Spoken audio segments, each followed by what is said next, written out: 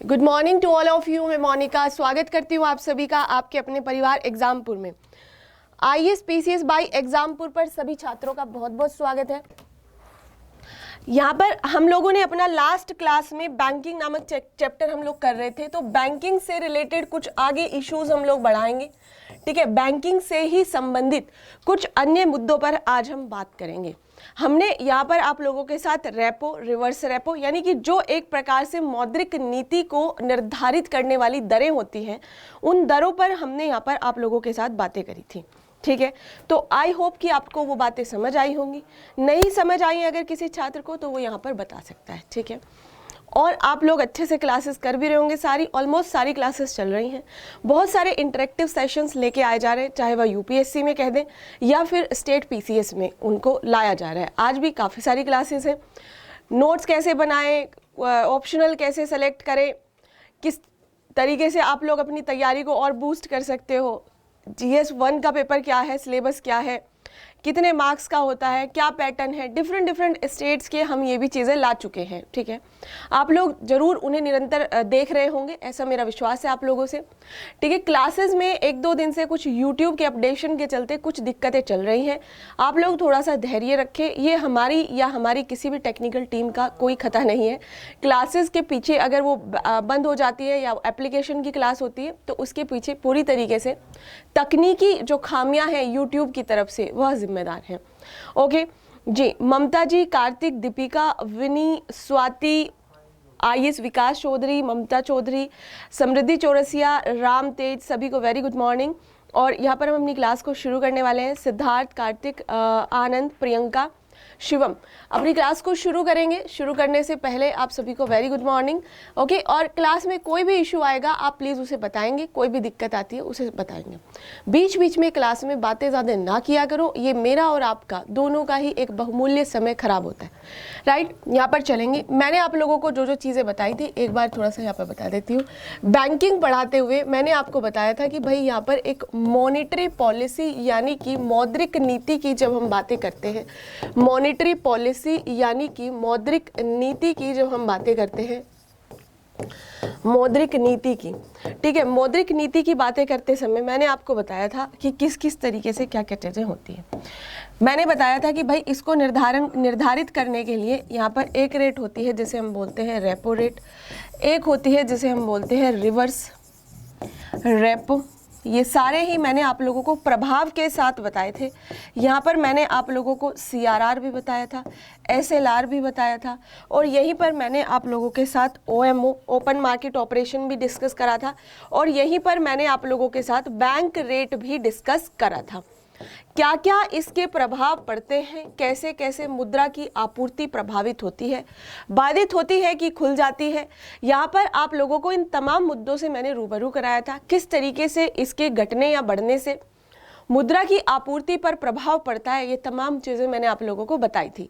अगर आप में से किसी एक छात्र को भी इन चीज़ों की समझ नहीं है पर उसने क्लास करी हो तब की बात है, अगर क्लास नहीं करी है तो भाई क्या होगा, तो फिर कोई दिक्कत नहीं है। ये रानी जी कह रही हैं कि रिवर्स रेपो रेट बढ़ेगी तो मार्केट में तरलता में कैसे कमी होगी, डिफाइन करना है। ओके ठीक है, अभी बताती हूँ। बाकी बच्चों को क्लियर है सारी चीज़ें, तो एक बार क्लास को शेयर करेंगे, लाइक कर देंगे, और जिसने अभी तक एग्जामपुर आईएएस पीसीएस को सब्सक्राइब नहीं करा वो ये भी कर ले।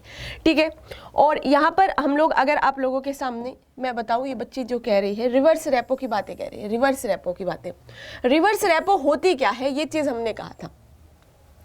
रिवर्स रेपो जो बैंकों के पास, जो बैंक्स के पास, यानी कि फॉर एग्जांपल आप कह सकते हैं कि भाई एसबीआई के पास कुछ पैसा उधारी में यहाँ पे पड़ा था, एसबीआई के पास कुछ पैसा है, यूनियन बैंक ऑफ इंडिया के पास कुछ पैसा है, ये पैसा ऐसे ही रखा हुआ था, ये पैसा ऐसे ही पड़ा था इन लोगों के पास।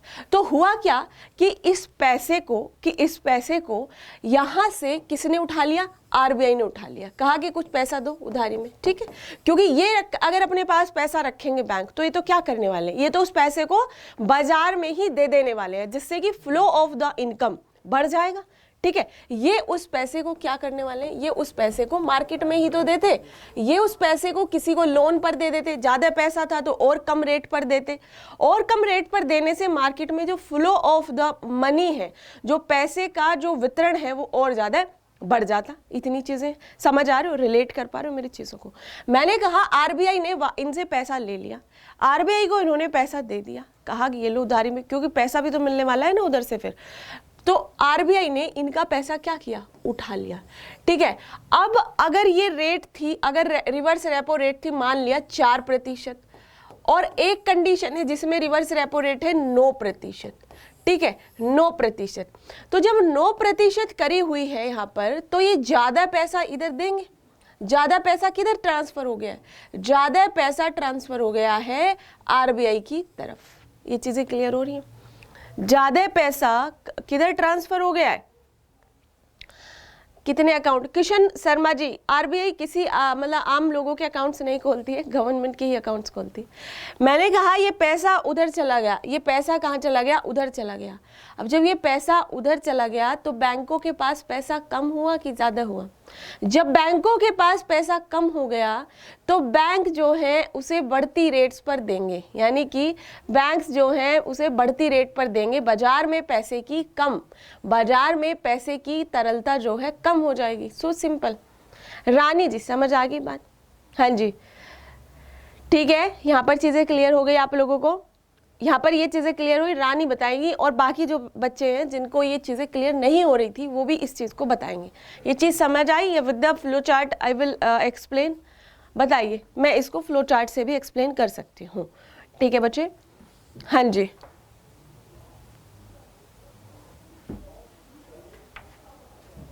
दीपिका रावत, ORGO नहीं है, ये OMO है एक्चुअली। OMO इतनी भी खराब नहीं है मेरी राइटिंग, समझना है, समझ आ रहे हैं? ORGO OMO यानी कि ओपन मार्केट ऑपरेशन, खुले बाजार की प्रक्रियाएं, ओपन मार्केट ऑपरेशन।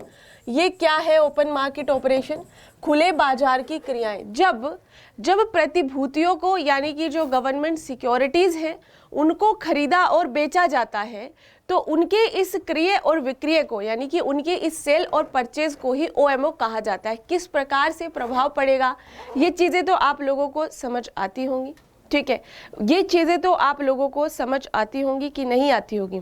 ठीक है, हाँ जी। मैंने कहा कि किस प्रकार से प्रभाव यहाँ पर पड़ जाएगा, अगर किस प्रकार से प्रभाव पड़ जाएगा अगर बहुत सारी सिक्योरिटीज़ को बाजार में बेच दिया जाए। ठीक है, अगर बहुत सारी सिक्योरिटीज़ को बाजार में बेच दिया जाए, समझे?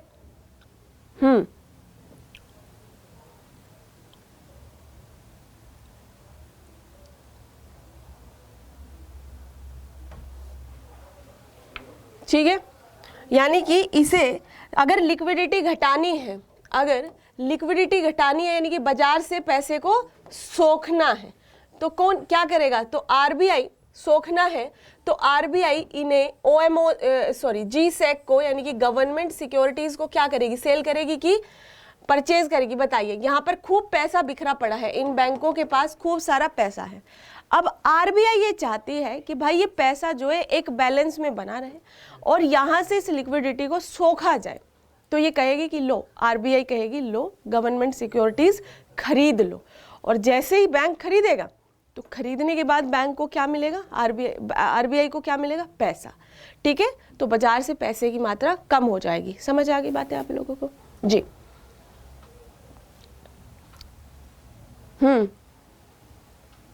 इतनी चीजें समझ आ गई आप लोगों को? आगे बढ़ जाएंगे, अब आगे बढ़ेंगे। एक होती है PLR। भाई अब आप लोग जो है रिवाइज करेंगे थोड़ा सा, अगर पर्टिकुलर किसी में दिक्कत हो रही है तो वो पूछे, अदरवाइज तो ऐसे हम इन्हीं रेट्स को ही पढ़ते रह जाएंगे। नहीं, प्राइम लैंडिंग रेट्स आप थोड़ा सा पिछली क्लास में देखेंगे, अगर बहुत ज़्यादा समस्या आ रही है तो पूछ लीजिए। प्राइम लैंडिंग रेट क्या होती है? प्रधान उधारी दर, मैंने आप लोगों को शायद बताया नहीं था।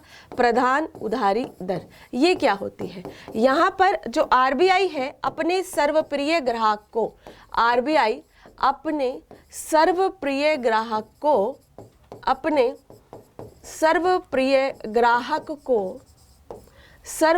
ग्राहक को जिस जिस दर पर प्रधान उधारी दर, आरबीआई अपने सर्वप्रिय ग्राहक को जिस दर पर पैसे उधार दे,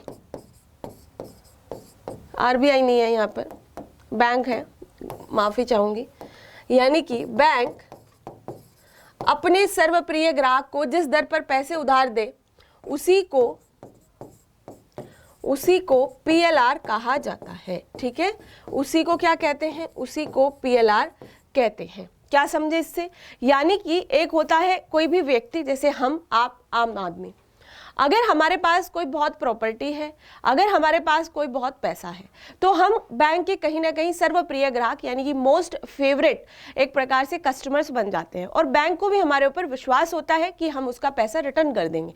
कोई भी बैंक हो, एसबीआई हो, यूनियन बैंक हो, यूको बैंक हो, कैनरा बैंक हो, पंजाब नेशनल बैंक हो, बैंक ऑफ बड़ौदा हो, यहाँ पर बहुत सारे ऐसे बैंक हैं जो कि ग्राहकों को अपना एक प्रकार से समझते हैं कि भाई चलो यहाँ से पैसा वैसा टाइमली वापस आ जाने वाला है। ठीक है, तो यहाँ पर जब वो उसने पैसा दिया और वो उसको वापस भी दे देता है अच्छे से, कहीं होता है कि वो एनपीए हो गया या पैसा जो है वापस नहीं किया, तो यहाँ पर आप लोगों का बचे, इसी को बीपीएलआर भी कहा जाता है, बेंचमार्क। प्रियंका वर्मा, ये जो पीएलआर मैंने आप लोगों को बताया, इसी को बेंचमार्क प्राइम लेंडिंग रेट भी कहा जाता है। बहुत बढ़िया। हाँ जी, आरबीआई का भी सर्वप्रिय होता है। भूपेंद्र जी आरबीआई के सर्वप्रिय हैं बैंक। ओके, ठीक है, हाँ जी, ये बता दिया था आई थिंक मैंने। ये लक्ष्मण जी, ये क्लासेस जो हैं डेली नहीं होती हैं, ये जो आपकी 7 से 9 होती है, these are the core classes. बुधवार को मेरी क्लास होती है और सोमवार को होती है संजन सर की हिस्ट्री की, मंगलवार को पॉलिटी की क्लास चलेगी। और ये जो छात्र हैं सोनू जी, सर अभी सोनू जी नवीन सर की नहीं हो रही है, वो भविष्य में आपको बता दिया जाएगा। बाकी जो भी आपकी क्लासेस लेंगे आप उनको कर लीजिए, ठीक है, अच्छे से।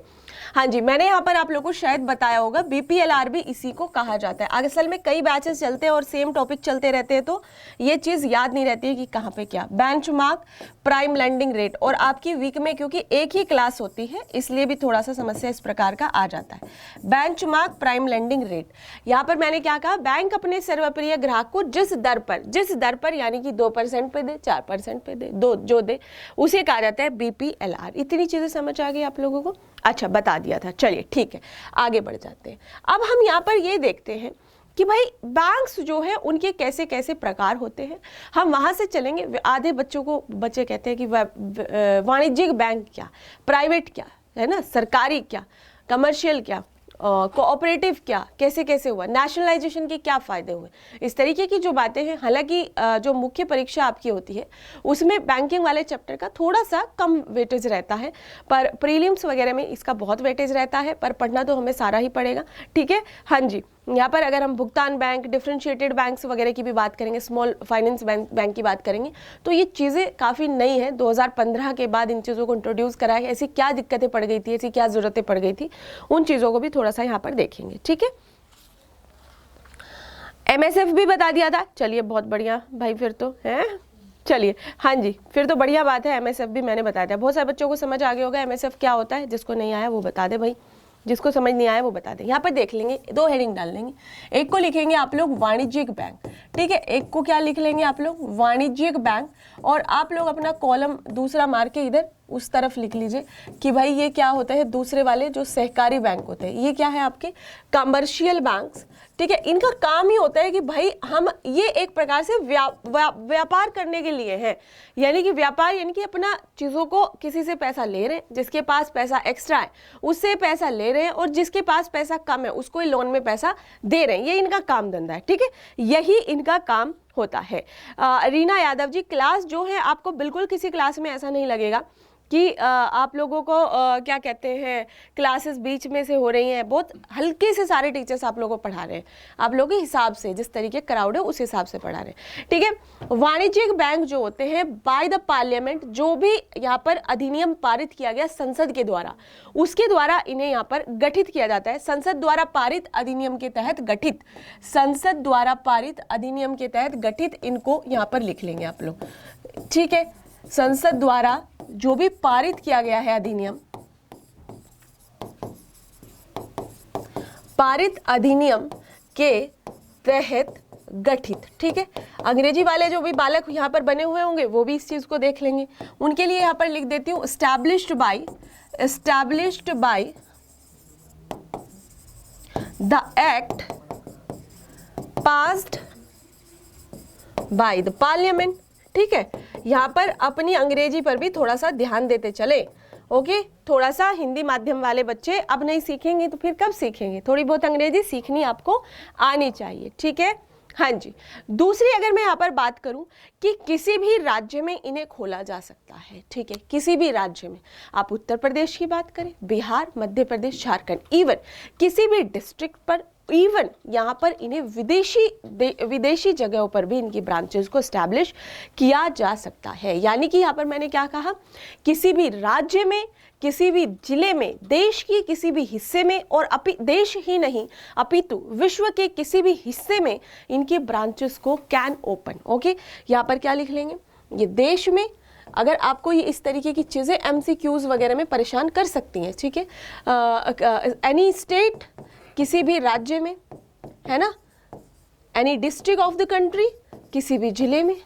ठीक है, एंड इवन फॉरेन कंट्रीज में भी, यानी कि विदेशों में भी शाखाएं खोली जा सकती हैं। विदेशों में शाखाएं खोली जा सकती हैं। ठीक है, किसी भी राज्य के किसी भी हिस्से में, किसी जिले में, किसी राज्य में, किसी भी विदेश में अलग अलग करके इनकी ब्रांचेस को ओपन किया जा सकता है। ठीक है, ये चीज़ें क्लियर हैं?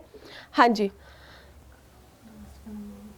SB यादव जी, सभूषण है आप यहाँ पे। कितना अच्छा, आपको नहीं पढ़ाते, एप्लीकेशन पे नहीं पढ़ाते? अच्छा यार, ये तो हमारी उस पे वो हो गया, क्वेश्चन मार्क लगा दिया आपने तो, है सुबह सुबह आके।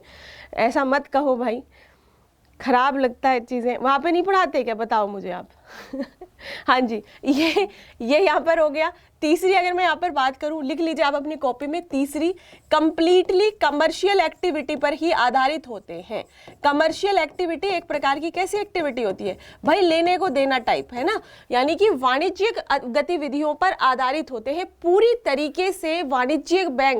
वाणिज्यिक बैंक पूरी तरीके से कमर्शियल एक्टिविटीज, यानी कि वाणिज्यिक गतिविधियों में क्या आ जाएगा, व्यापार टाइप करना, नहीं कि भाई लेने को देना। अगर किसी से पैसा लिया उसको वो जो है पैसा देंगे, किसी को पैसा दिया उससे जो है पैसा लेंगे। ठीक है, इस तरीके की चीजें, ये चीजें समझ आई? ये चीजें समझ आई कि नहीं आई, बताइए आप मुझे। अच्छा, अगली यहाँ पर एक बात आ जाती है कि भाई इनका जो रेगुलेशन होता है वो किसके माध्यम से होता है? इनका रेगुलेशन जो है बैंकिंग विनियमन अधिनियम जो है 1949 का एक रेगुलेशन एक्ट है। ठीक है, आप सभी को पता होगा, 1949 का एक रेगुलेशन एक्ट है RBI का, उसके द्वारा रेगुलेशन एक्ट यानी कि विनियमन अधिनियम, उसके तहत इनको जो है विनियमन अधिनियम के तहत इसको जो है रेगुलेट किया जाता है। इन जो बैंक्स हैं इनको रेगुलेट, किनको? कमर्शियल बैंक की मैं यहाँ पर बात कर रही थी। ठीक है, कमर्शियल बैंक्स किसके द्वारा रेगुलेट होते हैं? रेगुलेशन का आपको अर्थ पता होगा क्या होता है, यानी कि all the laws, all the rules made by this act, यानी कि जो भी इसमें लिखी होंगी गाइडलाइंस, उनके आधार पर इसको रेगुलेट किया जाता है। ओके, इतनी चीजें समझ आ गई आप लोगों को? ऐप पर भी लिख के ही पढ़ाऊँ, ऐप पे भी लिख के ही पढ़ाऊंगी। ओके, चलिए। ज्योति कह रही है सेंटेंस को अच्छे से पूरा करके लिखे, बच्चे टाइम ज्यादा लग जाएगा, मैं तो लिख देती हूँ। ये लीजिए, मैं लिख देती हूँ भाई साहब, यहाँ पर आप क्रोधित मत होइए कोई भी, है ना। लिख लीजिए यहाँ पर, वाणिज्यिक बैंकों पर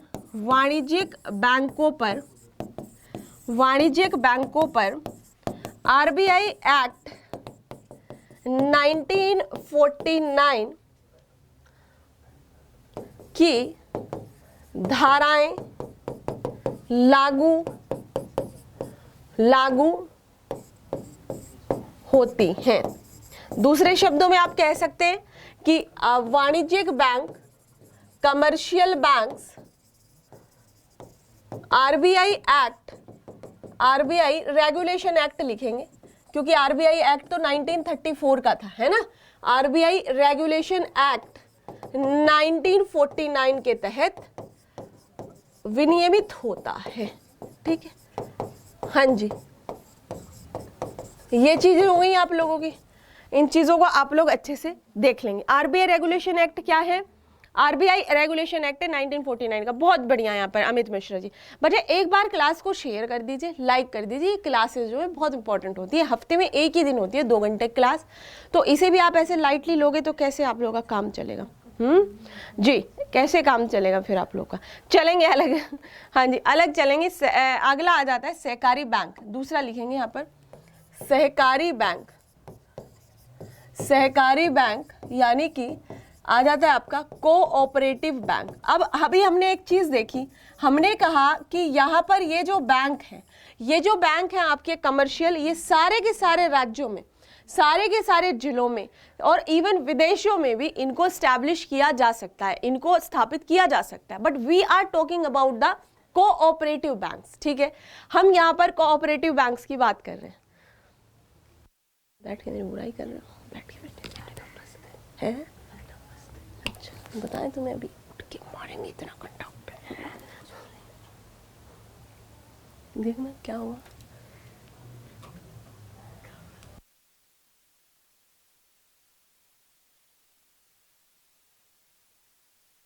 चलिए, यहां पर क्या आ जाएगा आपका कोऑपरेटिव बैंक, यानी कि कोऑपरेटिव बैंक की बात करते हैं, सहकारी बैंक की। इसे क्या है, मैंने पहले बताया, जैसे कि उस वाले में हमने बताया था कि भाई उसे हर राज्य स्तर पर, जिले स्तर पर उसे बनाया जा सकता है। इवन जो फॉरेन कंट्रीज हैं उनमें भी उसकी ब्रांचेस को स्टैब्लिश किया जा सकता है, ठीक है? हाँ जी, अभी बता रहे हैं अमित मिश्रा जी, उसी चीज पर आ रहे हैं, उसी चीज पर आ रहे हैं। आप थोड़ा सा धैर्य धारण करें, ठीक है? उसी चीज पर आ रहे हैं, आपस में बातें नहीं, बस मुझसे ही बातें करेंगे, है ना? अलग अलग राज्यों में, यानी कि डिफरेंट राज्यों में, जैसे अगर बात करें उत्तर प्रदेश की, तो वहां के द्वारा जो सहकारी समिति बनाएगी, वहां के द्वारा जो कोऑपरेटिव, वहां पर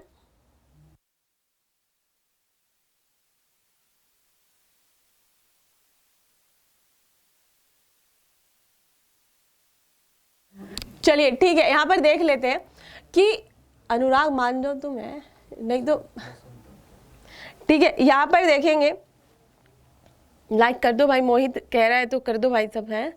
चलिए, यहाँ पर मैंने क्या कहा आप लोगों को, यहाँ पर मैंने क्या कहा कि अलग अलग राज्य सरकारों की जो समितियां हैं, उन समितियों के आधार पर, उन कोऑपरेटिव कमिटीज के आधार पर इनको स्टैब्लिश किया जाता है, राइट?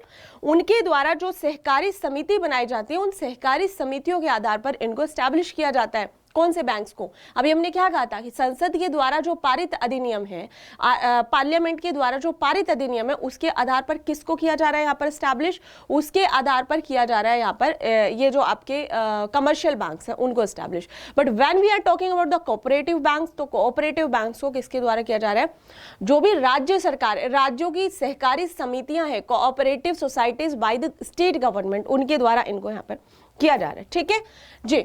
यहाँ पर देखेंगे कमर्शियल बैंक का काम क्या है? अरे बताया तो, व्यापार करना, व्यापार करना काम है भाई। यहाँ पर लिख लेंगे, यहाँ पर मैंने क्या कहा कि राज्यों की सहकारी समितियां, राज्यों की सहकारी समितियों के आधार पर, है ना, जो भी वहां पर स्टेट में जो भी कोऑपरेटिव कमिटीज होंगी, ठीक है, निर्मित सहकारी समितियों के अधिनियम के तहत, राज्यों की सहकारी समितियों के अधिनियम के तहत इनको स्टैब्लिश किया जाता है, अधिनियम के तहत स्थापित। इस चीज को लिख लीजिएगा, मैंने यहाँ पर पूरा सेंटेंस लिख दिया है, ठीक है? क्या हो जाएगा यहाँ पर? established by the state cooperative societies, right? यहां पर देखेंगे मैंने क्या कहा, ये जो स्टेट कोऑपरेटिव सोसाइटीज हैं उनके द्वारा। जयप्रकाश जी, बच्चे यहाँ पर तो किसी का भी कमेंट नहीं देखा जा रहा है ना, है ना? यहाँ पर किसी का भी कमेंट नहीं देखा जा रहा है, तो आप ऐसा अपने मन में परेशानी मत लाइए, किसी के कमेंट पढ़े जा रहे हैं, यानी कि यहाँ पर पढ़ाई पर ज्यादा ध्यान दीजिए आप लोग, ठीक है? हाँ जी, अब देखेंगे दूसरा, मैंने कहा था कि भाई ये तो डिफरेंट जिले में, डिफरेंट स्टेट में खूब सारी अपने ब्रांचेस खोल लेते हैं।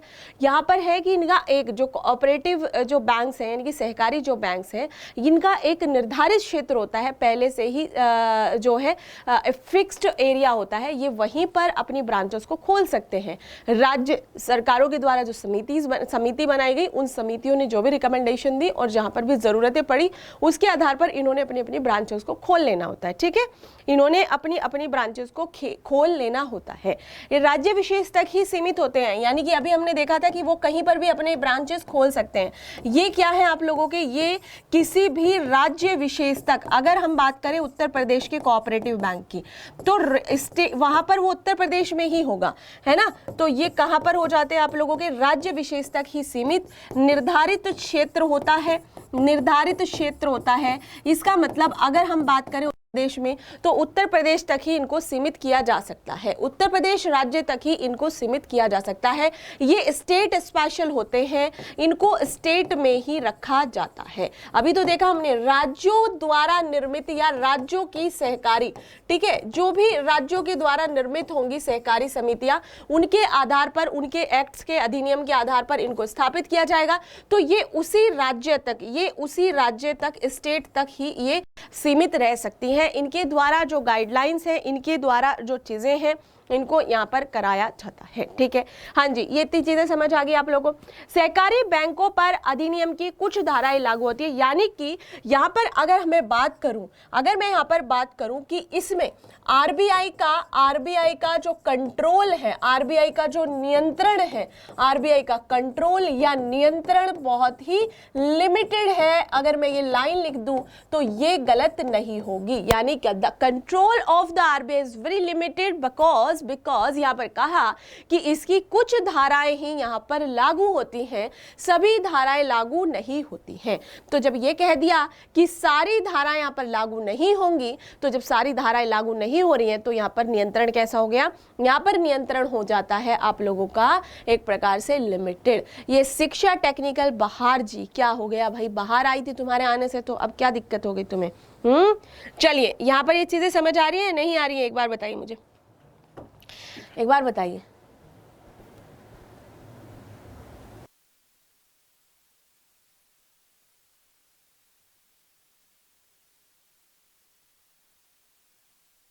हाँ जी, cooperative banks also known as state special bank because it's established by passes law of cooperative society of. बहुत बढ़िया अमित, बहुत बढ़िया। एक बार चीजों को शेयर करें, लाइक करें। क्या हो गया, कहाँ चले गए सारे के सारे बच्चे? क्या पता नहीं था आज बुधवार है? कहाँ पे हो बताइए। यहाँ पर ये चीजें समझ आ गई।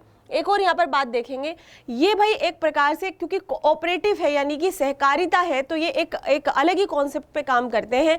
ये अलग ही कॉन्सेप्ट, यानी कि वो जो थे कमर्शियल बैंक, वो उनकी पूरी की पूरी नीति क्या थी, वाणिज्य की थी, व्यापार की थी। यहाँ पर इनकी नीति जो है ये है कि भाई इनको थोड़ा सा रियायती दरों वगैरह पर भी आरबीआई इनको मदद दे देता है, यानी कि आरबीआई के द्वारा थोड़ी सी सस्ती रेटों पर, आप कह सकते हैं रियायती दरों पर, कह सकते हैं रियायती दरों पर इनको वित्तीय सहायता प्रदान की जाती है। ठीक है,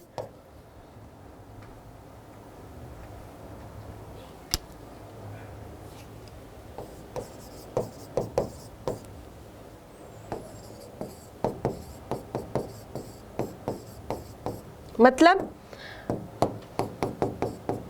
एट चीप इंटरेस्ट रेट। क्या कहने का मतलब है मेरा कहने का ये मतलब है कि इनको रियायती दरों पर, थोड़ा सा सस्ती दरों पर। क्यों? क्योंकि ये पूरी तरीके से कमर्शियल एक्टिविटी नहीं करते, बस फायदा नुकसान यही नहीं देखते, ये कहीं ना कहीं लोगों के हित की भी बात करते हैं। ठीक है, यहाँ पर इनको किसकी बात करते हैं, यहाँ पर ये लोग रियायती दरों पर इसलिए ब्याज प्राप्त कर लेते हैं क्योंकि इन लोगों ने जो एक प्रकार से सहकारिता की भावना है, जो सहकारिता यानी कि कोऑपरेटिविज्म की जो भावना है, उस भावना को कहीं ना कहीं जिंदा रखा हुआ है, और उस भावना के चलते ही इन लोगों को इन दरों पर सस्ती दरों पर ब्याज प्राप्त हो जाता है। ठीक है, आरबीआई यहाँ पर क्या, शिवानी श्रीवास्तव जी, जो गाइडलाइंस आरबीआई बना के देता है। फॉर एग्जांपल अगर हम बात करें, अभी हमने जब मौद्रिक नीति पढ़ी थी वहाँ पर हम देखा था कि जो भी बैंक्स होते हैं उन सभी बैंक्स को, जैसे कि जो कमर्शियल बैंक्स थे उन सभी बैंक्स को यहाँ पर एक निश्चित हिस्सा अपने पास, आरबीआई के पास ये सब रखना होता था, ठीक है। तो यहाँ पर अगर इनकी बात करें तो यहाँ पर उसका, उनको वो एकदम से कह सकता है, बोल सकता है पूरी की पूरी तरीके से जो अंडर कंट्रोल करके रखता है सारे सारे कमर्शियल बैंक्स को, क्योंकि वो उसी की रेगुलेशन एक्ट के तहत चल रहे हैं, उसी के रेगुलेशन एक्ट के तहत वो काम कर रहे हैं, ठीक है, उसी के रेगुलेशन एक्ट के तहत वो जो है काम कर रहे हैं। आनंद जी क्या हो गया आपको, क्या हो गया, दिक्कत बताइए। और एक बार चीजों को जो है शेयर करो बच्चों, ऐसे कैसे काम चलेगा आप लोगों का।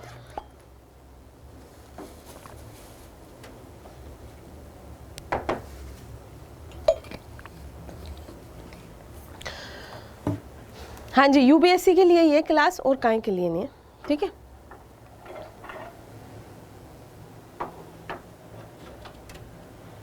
ठीक है, आगे देखेंगे।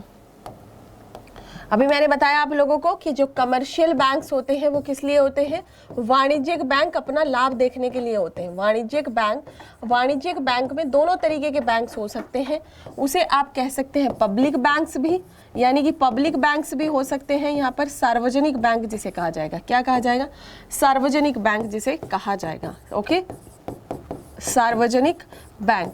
दूसरे यहाँ पर प्राइवेट बैंक्स भी हो सकते हैं, दूसरे यहाँ पर क्या हो सकते हैं, प्राइवेट यानी कि निजी, प्राइवेट बैंक्स यानी कि इन्हें क्या कह देंगे आप लोग, निजी बैंक होते हैं।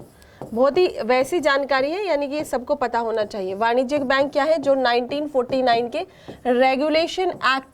रेगुलेशन एक्ट के तहत, आरबीआई का जो ये एक्ट है इसके तहत चलते हैं। लाभ अर्जक होते हैं, यानी कि लाभ अर्जन करते रहते हैं। ये प्रॉफिट ओरिएंटेड होते हैं, यानी कि इनको कोई इतना वो नहीं है कि ये किसी गरीब को इसको उसको जाकर पैसा बांट के आ जाए या कुछ इस तरीके से, मतलब कि ओरिएंटेशन होता है इनका, प्रॉफिट ओरिएंटेशन होता है, लाभ अर्जक होते हैं, पूरा इनका जो एक प्रॉफिट ओरिएंटेशन होता है उसी पर ये जो है अपना काम करते हैं, ठीक है। हाँ जी, ये किसी को भी, बिल्कुल सही बात है, यहाँ पर किसी को भी, यानी कि कोई भी व्यक्ति हो, या तो डोमेस्टिक पर्पज से वो घर वो ले रहा होगा, डोमेस्टिक पर्पज से लोन ले रहा होगा, या उसका कुछ अपना बिजनेस होगा, है ना, इनको ये सबको लोन दे सकते हैं। मैंने क्या बताया, ये वाणिज्यिक बैंक जो है दो तरीके के होते हैं, एक को पब्लिक सेक्टर कहेंगे और दूसरे को हम क्या कह देंगे, दूसरे को हम प्राइवेट सेक्टर कह देंगे, ठीक है। अब यहाँ पर सार्वजनिक क्षेत्र में भी बहुत सारे प्रकार के हैं, जैसे पहले एसबीआई हुआ करता था और उसके एसबीआई के बहुत सारे यहाँ पर 5 लगभग एसोसिएट बैंक हुआ करते थे। अब हम कह सकते हैं कि जितने भी हमें यहाँ पर दिखाई देते हैं, जितने भी जो नेशनल जो जितने भी जिनका नेशनलाइजेशन हो चुका है, यानी कि नेशनलाइज्ड बैंक जो हैं आपके, वो यहाँ पर आ जाएंगे। यानी कि जो 1969 में 80 में जो भी नेशनलाइजेशन हुआ था जिन बैंकों का भी, तो ये राष्ट्रीयकृत बैंक यहाँ पर सारे आ जाते हैं, ठीक है। दूसरे यहाँ पर आ जाते हैं आपके निजी बैंक में। निजी बैंक में एक तो आपके इंडियन बैंक आ जाते हैं, इस फ्लो चार्ट को अच्छे से दिमाग में रख लेंगे।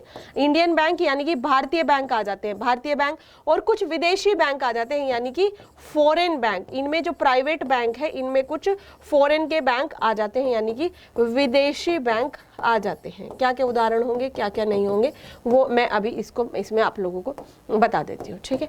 यहाँ पर कुछ तो भारतीय बैंक आ गए, जैसे कि एक्सिस वगैरह, है ना, HDFC वगैरह, तो ये भी आपके कैसे हैं, ये भी आपके कमर्शियल बैंक है, ये भी आपके वाणिज्यिक बैंक है। इतनी चीजें समझ आ गई होंगी आप लोगों को अब तक के, ठीक है। इतनी सारी चीजें समझ आई या नहीं आई, एक बार मुझे तेजी से बता देंगे। हाँ जी, यहाँ पर मुझे तेजी से बता देंगे राष्ट्रीयकृत बैंक क्या होते हैं। माधुरी जी क्या होते हैं, हमने कई बार यहाँ पर चीज़ों को देखा कि इंदिरा गांधी आई, इंदिरा गांधी 1969 में 14 बैंकों को नेशनलाइज करा, फिर 1980 में फिर से 6 बैंकों को, और ऑलरेडी एक और बैंक था हमारे पास SBI का, वो ऑलरेडी नेशनलाइज था। क्या फायदे होते हैं नेशनलाइजेशन के, बताइए, राष्ट्रीयकृत करने के क्या फायदे हुए होंगे जी। हाँ बिल्कुल, आरबीआई के द्वारा ही ये एक्ट है बच्चे, शिव प्रसाद जी, ये ऑलरेडी बना हुआ एक्ट है। रेगुलेशन जो एक्ट है ये वही चला हुआ है, ठीक है। देखो एक्चुअली क्या था यहाँ पर, जो भी कमर्शियल एक्टिविटीज होती थी तो नेशनलाइजेशन का मतलब ही हुआ। आप देख सकते हैं कि क्या इसके पीछे का इतिहास रहा होगा। अगर यहाँ पर 1969 में, अगर यहाँ पर 1969 में 14 बैंकों को और 1980 में अगर यहाँ पर 6 बैंकों को, 1980 में अगर यहाँ पर 6 बैंकों को, और ऑलरेडी एक SBI ऑलरेडी आपका ये था नेशनलाइज। बताइए कब हुआ था नेशनलाइज, इसकी तिथि बताएंगे यहाँ पर। तो यहाँ पर अगर इतने सारे बैंकों को राष्ट्रीयकृत किया जा रहा है तो उसके राष्ट्रीयकरण के पीछे क्या एक मंशा रही होगी भारत सरकार की, इस चीज को देखेंगे। यानी कि अभी तक जो था लोन देने की जो प्रोसेस थी, यानी कि जो भी वित्त दिया जाता था, आप इतना तो अंदाजा लगा ही पा रहे होंगे कि हमारे देश में 1969 या 1955 या 1980 में इतनी ज्यादा तो स्थिति हमारी अच्छी हो नहीं गई थी कि सब अमीर होंगे। तो सब अमीर थे नहीं, माने कि बहुत सारे ऐसे वंचित वर्ग थे, बहुत सारे ऐसे बेचारे पिछड़े वर्ग थे जिनके पास पैसे की काफी कमी थी। अब इन वर्गों को चाहिए था पैसा, अब इन वर्गों को कोई दे नहीं रहा है, क्योंकि अभी तो बताया मैंने कि ये तो सब कमर्शियल एक्टिविटी करने पे लगे पड़े थे। तो कमर्शियल एक्टिविटी तो अभी भी हो रही है, बट यहां पर इनको नेशनलाइज्ड क्यों किया गया होगा? ये कमर्शियल बैंक क्या करते थे, अपना बेनिफिट देखते थे। अभी देखा मैंने, अभी बताया प्रॉफिट ओरिएंटेड होते थे, ये अपना लाभ देखेंगे। तो इन गरीबों में, इन वंचितों में इनका क्या लाभ हो रहा है? इन गरीबों को लोन देकर, इन वंचितों को लोन देकर इनका क्या लाभ हो रहा है, ये चीज समझ नहीं आई। बिल्कुल सही बात है, 1955 में हो गया था SBI, बहुत बढ़िया। यहां पर मैंने कहा इन गरीबों को, इन वंचितों को पैसा देकर, लोन देकर इनका क्या मतलब है, ये कहां इसमें फायदा देखेंगे? हर आदमी अपना फायदा देखता है, तो वैसे ये बैंक भी अपना फायदा देखते थे। और इन बैंकों का मंशा ये थी कि भाई हम इनको लोन दे दें, हम इनको वित्त प्रदान कर दें, जिससे कि ये वापस से फिर बड़े बड़े बिजनेसमैन बन जाएं और ये अपनी कोई संपत्ति हमारे पास रखें, गिरवी रखें, कोलेटरल रखे, है ना। इनके पास बेचारों के था ये कुछ नहीं, तो इसलिए ये भी बड़े बड़े लोगों को लोन दिया करते थे। अब ये समस्या आ गई कि भाई भारत जो है, भारत में तो बहुत सारी दिक्कतें भी तो है, भारत में गरीबी है, भारत में भुखमरी है, भारत में लोगों को पैसा नहीं है लोगों के पास। तो जिनके पास ऑलरेडी पैसा है वो तो ठीक, और जिनके पास नहीं है वो क्या करें? अब मतलब वो कहाँ जाए, वो कहाँ अपना मुंह छुपाए? तो इन्होंने कहा कि चलो इनको 1955 में चलो एक बैंक को कर दिया, बट वहां कितने ही लोगों के अकाउंट होंगे, आप समझ ही सकते हो। आज भी बहुत सारे लोगों के अकाउंट जो है नहीं है बहुत सारी जगह पे, ठीक है। तो कहा कि भाई ये जो बैंक है ठीक है, अपना भी काम करता रहे, अपना भी लाभ फायदा देखता रहे, बट इसे कम से कम देश का बैंक बना दिया जाए। मतलब देश का बैंक क्या हुआ? देश का बैंक जैसे ही बनेगा तो देश के बैंक बनने के नाते देश के प्रति जो जिम्मेदारी है, देश के प्रति जो जिम्मेदारी है, जो रिस्पॉन्सिबिलिटी है, उन रिस्पॉन्सिबिलिटी को भी वहन करेगा कि नहीं करेगा, आप मुझे बताएं। यानी कि जो भुखमरी, गरीबी आदि की समस्याएं हैं, लोगों के पास पैसा नहीं है, उनको लोन दीजिए, उनके काम धंधे शुरू कराइए। आज अगर हम वित्तीय समावेशन की बात करते हैं तो गदगद हो जाते हैं कि 2014 के बाद भारत में इतने सारे अकाउंट्स ओपन हुए हैं, भारत में डीबीटी के माध्यम से तमाम चीजों को दिया जा रहा है, तमाम बेनिफिट्स को दिया जा रहा है। If the people don't have any account in the banks then how is possible? नहीं था ना ये पॉसिबल। अगर लोगों के बैंकों में अकाउंट ही नहीं थे और अकाउंट खोलेगा नहीं कोई, कौन गरीबों के अकाउंट 50 पैसे में खोल रहा है, 1 रुपए में? लोगों चाहिए पैसा। अब एक्सिस, ICICI बैंक है, ये सब कहते हैं कि पहले 10,000 रुपया रखो, HDFC कहता है 10,000 से कम हुआ तो वहां पैसा डिडक्ट कर लेंगे, ये कर लेंगे। तो यहाँ पर तमाम चीजों को इसलिए लाया गया ना, क्योंकि यहाँ पर कहा भैया तुमने अपना फायदा तो बहुत देख लिया, तो अपना फायदा देखने के साथ साथ तुम हमारे देश की जनता को भी देखोगे कि उन्हें इग्नोर ही मारते रहोगे। तो इसलिए कहा गया कि यहां पर, इसलिए कहा गया कि अब तुम राष्ट्रीयकरण इनका करो, यानी कि इनको नेशन को समर्पित कर दो, इनको देश को समर्पित कर दो। और देश को समर्पित करेगा तो देश का बैंक हो जाएगा, और देश का बैंक हो जाएगा तो देश के प्रति उसकी कुछ रिस्पॉन्सिबिलिटी, उसकी कुछ जिम्मेदारियां भी बन जाती हैं। ठीक है, बिल्कुल यहां पर आप लोगों को ये चीजें क्लियर हुई होंगी। एक बार चीजों को शेयर करें, लाइक कर दे जिसने अभी तक ऐसा नहीं करा है। ठीक है, यहां पर देखेंगे, हाँ जी, यहां पर देखेंगे इस चीज को, तो इसलिए यहां पर नेशनलाइजेशन होता है। नेशनलाइजेशन कॉन्सेप्ट समझ आ गया, यानी कि जो वंचित वर्ग थे, जो पिछड़े वर्ग थे, उन लोगों को इग्नोर ना करते हुए उन लोगों को आगे बढ़ने का एक संस्कृति पैदा करने के लिए यहां पर इनको लाया गया था। अभी तक क्या होता था, ज्यादातर ब्रांचेस जो थी, ज्यादातर जो शाखाएं थी, वो कहां पर थी? शहरी क्षेत्रों में थी, शहरी क्षेत्रों में थी।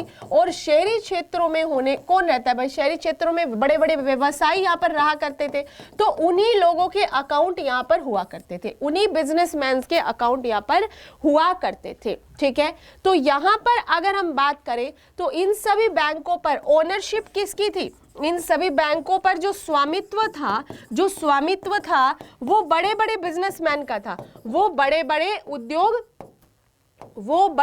उद्योगपतियों का था, बड़े बड़े उद्योगपतियों का, यहाँ पर बड़े बड़े उद्योगपतियों का स्वामित्व इन बैंकों के ऊपर हुआ करता था।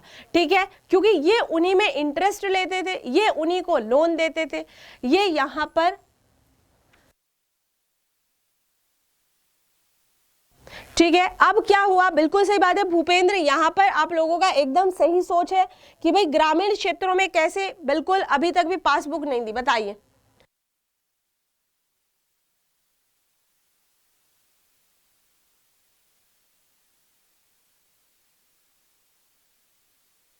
ठीक है, तो इन चीजों को इसलिए लाया गया, ये समझ आ गया आप लोगों को कि क्यों भाई इसको लाया गया था।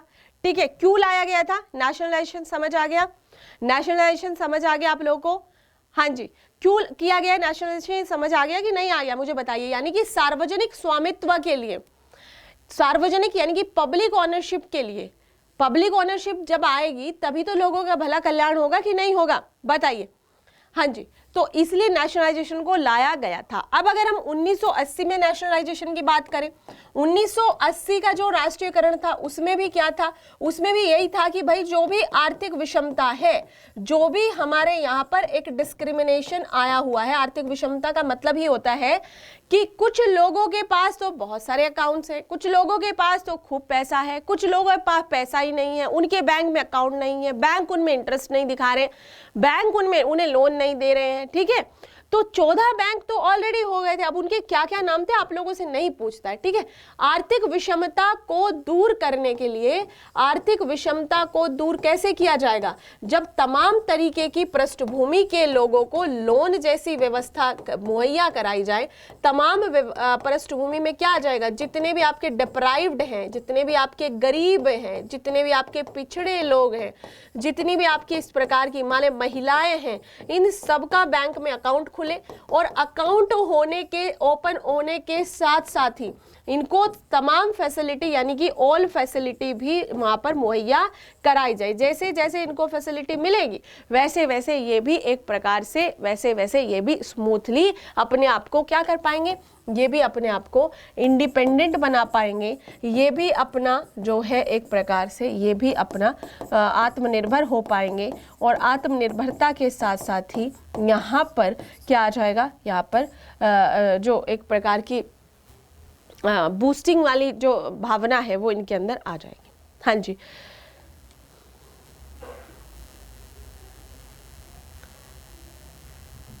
बहुत बढ़िया मिस्टर एसएस जी, बहुत शानदार, बहुत बढ़िया। चलो, हाँ जी, बहुत सही कह रहे हो। ठीक है, दूसरा, जैसे जैसे इन सबको यहाँ पर लाया जाएगा, वित्तीय धारा में, वित्तीय समावेशन में जोड़ा जाएगा, इनको लोन वोन दिया जाएगा, तो ये आर्थिक विकास के लिए, देश के आर्थिक विकास के लिए एक पृष्ठभूमि तैयार करेगा कि नहीं करेगा? यानी कि देश का आर्थिक विकास, इकोनॉमिक डेवलपमेंट ऑफ कंट्री भी इसी से रिलेट हो जाता है। देश का आर्थिक विकास भी यहाँ पर इससे रिलेट हो जाता है। इन सबको लाया जाएगा मुख्य धारा में, ये सब अपना काम धंधा शुरू करेंगे, ये काम शुरू करेंगे तो और 10 लोगों को काम मिलेगा, और 10 लोगों को और 10 और 10 और 10, यानी कि समाज में बहुत सारी चीजें जो है बढ़ती चली जाएंगी। ये चीजें समझ आ गई। इन महिलाओं को स्वरोजगार के लिए लोन दिया जाएगा, महिलाएं जो है आत्मनिर्भर बनेंगी, महिलाएं जो है सशक्त बनेंगी, एम्पावरमेंट होगा महिलाओं का, वो आगे 4 महिलाओं को जोड़ेंगी, अचार पापड़ की काम अपने घर में शुरू करेंगी, 10,000 20,000 30,000, उसके बाद फिर और समाज में जागरूकता बढ़ेगी। यानी कि यहाँ पर आत्मनिर्भरता के साथ साथ ही देश का कंप्लीटली विकास करने पर बढ़ावा दिया जाता है। स्वरोजगार के लिए प्रेरित करें इनको। तो ये इन सब तमाम चीजों की जो है क्लास की जानकारी, शिक्षा टेक्निकल बाहर जी बच्चे रोज 7 से 9 होती है, अलग अलग टीचर्स की होती है। ठीक है, मेरी बुधवार को होती है यहाँ पर। ठीक है बच्चे, हाँ जी, ओके। यहाँ पर अगला देख लेंगे एक और। यहाँ पर आप देखेंगे कि भाई कुछ ऐसे सेक्टर्स को रिकॉग्नाइज किया गया, यानी कि कुछ ऐसे क्षेत्रों को ढूंढा गया, कुछ ऐसे क्षेत्रों को ढूंढा गया, या कह सकते हैं आप मतलब ढूंढा तो क्या मतलब आइडेंटिफाई किया गया, कुछ ऐसे क्षेत्रों की, कुछ ऐसे लोगों की पहचान करी गई कि भाई इनको तो हमें लोन देना ही देना है, ठीक है। तो ऐसे क्षेत्रों को सर्च किया या फिर आप कहे पहचान की। दूसरी बात कह सकते हैं ग्रामीण क्षेत्रों में जो लोग हुआ करते थे वहां पर कहा कि जो भी इंडस्ट्रीज है, यानी कि माइक्रो वाली जो इंडस्ट्रीज है या फिर जो स्मॉल इंडस्ट्रीज है, उनको भी बढ़ावा देने के लिए, उनको भी लोन वगैरह मुहैया कराने के लिए यहाँ पर इसको बढ़ावा दिया गया था, उसको बढ़ावा दिया गया था, ठीक है। इतनी चीजें हो गई, बिल्कुल सही बात है। यहाँ पर आप लोगों को सभी को चीजें समझ आ रही है, धन्यवाद, थैंक यू। हाँ जी, उसके अलावा आप बात करें कि भाई जो कृषि है, भारत में जो बड़ी अर्थव्यवस्था है, बड़े जो एक पैमाने पर लोग हैं वो किससे जुड़े हुए हैं, कृषि से जुड़े हुए हैं।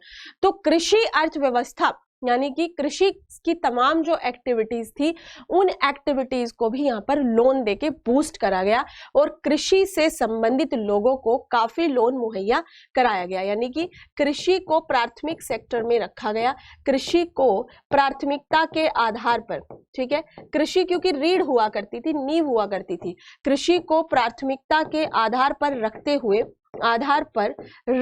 हुए यहाँ पर कृषि को इसके आधार पर रखते हुए चीजों को और ज्यादा बूस्ट कराने की जरूरत को समझा गया और यहाँ पर बहुत अच्छे से इन चीजों को लाया गया। बिल्कुल कुश चौधरी, ओनली वेडनेसडे को ही होती है ये क्लास, ठीक है। हाँ जी, ओके आगे क्या हो जाता है यहाँ पर, आगे इसके क्या फायदे हो जाते हैं। तो जितना ऋण वगैरह दिया गया एग्रीकल्चर में उसमें वृद्धि होती है, यानी कि इससे राष्ट्रीयकरण के क्या फायदे या फिर लाभ हो जाते हैं। पहला लिख लेंगे कि कृषि ऋण वगैरह में वृद्धि हो जाती है। जो कृषि ऋण दिया जाता था अब तक के, क्योंकि बहुत गिने चुने लोगों का ही अकाउंट हुआ करता था, अब जो है बहुत सारे लोगों का अकाउंट कर दिया गया, ठीक है। जो डिपॉजिट्स हैं यानी कि जो भी जमाए हैं, डिपॉजिट में वृद्धि यानी कि लोगों के अंदर सेविंग की भावना आई। जो भी किसान था या जो भी व्यक्ति था, सेविंग में वृद्धि आप कह सकते हैं, बचत में वृद्धि को बढ़ावा दिया गया। कोई भी ए नाम का किसान था, बेचारे का कोई अकाउंट ही नहीं है, तो 10 रुपए अगर उसे बच भी जाते हैं महीने में तो वो उनको खा लेता है, इधर उधर दे देता है। मान लिया उसकी किसी ने ले लिए, फिर लेके भाग गया वगैरह। अब अगर उसका बैंक अकाउंट हो गया है और उसे लग रहा है ये मेरा बैंक अकाउंट एकदम सेफ है, तो अपने 10 रुपए जाके उधर जमा कराएगा। इस प्रकार की चीजें उसको जो है जाकर रखी जाएंगी। बिल्कुल कृषि को प्राथमिकता के आधार पर रखा गया। देवेंद्र जी क्लास जो है 7 बजे से चल रही है और क्लास जो है आपकी 7 बजे से ही चलती है बुधवार को, ठीक है। हाँ जी, यहाँ पर चीजें क्लियर हुई आप लोगों को। दूसरी यहाँ पर जो जितने भी वीकर सेक्शन हुआ करते थे इकोनॉमिकली, अगर हम बात करें वीकर सेक्शंस की, चाहे उसमें डिप्राइव्ड क्लास के लोग हों या उसमें वंचित लोग हों जिनको अभी तक नहीं जोड़ा गया है, उनके कृषि ऋणों उनको भी ऋण दिया गया, उनको भी काम धंधे खुलवाए गए, उन ऋणों में भी काफी वृद्धि हुई और उनको ऋण देना एक तरीके से प्राथमिकता का आधार पर माना गया। उनको ऋण देना एक प्रकार से किसके आधार पर माना गया, प्राथमिकता यानी कि प्राइमरी आधार पर माना गया, ठीक है। अभी भी एक चीज आप लोग सुनते होंगे, प्राइमरी जो सेक्टर से प्राइमरी लैंडिंग एक प्रकार से सुनते होंगे। एक तो वो है जो मैंने अभी बताया था, वो नहीं, वो होती है आपकी जो फेवरेट टाइप का ग्राहक होता है, वो नहीं। तो यहाँ पर देखेंगे कमजोर वर्ग जो थे आपके या वीकर सेक्शन जो थे आपके, वीकर सेक्शन, कमजोर वर्ग, वीकर सेक्शंस को दिए जाने वाले ऋण में काफी वृद्धि होती है, में काफी वृद्धि की गई, ओके। यानी कि ये जो लोग थे इनमें भी, इनको भी काफी ऋण दिया गया, इनको भी काफी लोन वगैरह दिया गया राष्ट्रीयकरण के बाद, ठीक है। हाँ जी, आगे देख लेंगे यहाँ पर कि जो भी इस तरीके की स्मॉल इंडस्ट्रीज थी उनको बढ़ाया गया। मतलब कि स्मॉल इंडस्ट्रीज में, छोटे उद्योगों में या फिर लघु उद्योगों में स्मॉल इंडस्ट्रीज या फिर लघु उद्योगों की मात्रा में विस्तार किया गया, लघु उद्योगों की मात्रा का विस्तार, ये चीज ठीक है। दूसरा एक देखेंगे कि शहरों से आगे ग्रामीण क्षेत्रों में भी शाखाओं का विस्तार, यानी कि अब जो है नेशनलाइजेशन के बाद ग्रामीण शाखाएं, ग्रामीण ब्रांचेस, ग्रामीण शाखाओं का विस्तार, इनका भी विस्तार यहाँ पर किया जाने लगा था। इतनी चीजें क्लियर हो? हाँ जी, इतनी चीजें राइट, क्लियर या नहीं जी? बताएंगे यहाँ पर बच्चे आपस में बताएंगे मुझे, यहाँ पर आप आपस में बातें ना करें, डेली क्लासेस नहीं होती है सर्वजीत जी, ये क्लास जो होती है आपकी बुधवार को होती है, बुधवार को। डेली यहाँ पर क्लास तो होती है, यानी कि यहाँ पर क्लास तो होती है। सोमवार को होती है संजन सर की इतिहास की, मंगलवार को पॉलिटी की क्लास होती है, बुधवार को मेरी क्लास होती है, बृहस्पतिवार को यहाँ पर शायद रश्मि मैडम की क्लास होती है, फिर ज्योग्राफी की क्लास होती है, और फिर आपकी एनवायरनमेंट साइंस टेक, ये सारी क्लासेस आपकी प्रतिदिन होती रहती है। ठीक है, इतनी चीजें मुझे बताएंगे, क्लियर है क्या जी? इतनी चीजें बताएंगे, यहाँ पर मुझे क्लियर हो गई है या नहीं हो गई है, एक बार देख लीजिए अच्छे से इस चीज को जी, एक बार देख लेंगे अच्छे से इस चीज को, और चीजों को रिलेट करेंगे आपस में कि भाई क्या क्या चीजें हो गई और क्या क्या नहीं। अब आगे फिर हम प्राइवेट बैंक की तरफ बढ़ेंगे, है ना, आगे फिर हम प्राइवेट बैंक की तरफ बढ़ेंगे। ठीक है, ये सब चीजें क्यों संभव हो पाई? जब सरकार का किया गया उस बैंक को। अगर वो प्राइवेट ही होता तो उसे क्या मतलब पड़ रहा है ग्रामीण क्षेत्रों में जाने का, उसे क्या मतलब पड़ रहा है? ठीक है, उसे बिल्कुल सही बात है, जैसे प्रथमा बैंक होता बिल्कुल आगे यहाँ पर देखेंगे, यानी कि यहाँ पर उसे तो कोई मतलब नहीं पड़ रहा है ना इधर उधर जाने का, उसे क्या ही मतलब पड़ रहा है। ठीक है, इतनी चीजें क्लियर हुई या नहीं हुई, एक बार मुझे बताते चले।